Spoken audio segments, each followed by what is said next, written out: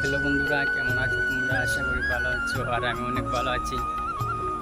তো বন্ধুরা, এখন আমরা ঘুরতে এসেছি বাংলাদেশ আর ইন্ডিয়ার যে বর্ডারটা আছে সেই বর্ডারের পাশে।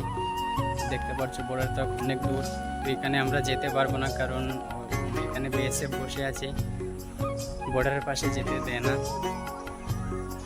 তো বন্ধুরা, এই দিকটার ভিউটা দেখতে পাচ্ছ কত সুন্দর লাগছে। দেখো চারিদিকে, আমি তোমাদেরকে দেখাচ্ছি। আর লোকে আমার বন্ধু এসেছে দুজন, তারাও অনেক সময় থেকে ভিডিও বানিয়েছে, অনেক রিলস বানিয়েছে। তাদেরকে ইনস্টাগ্রামে ফলো করে দিও।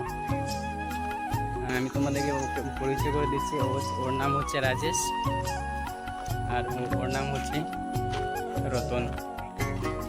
তো বন্ধুরা,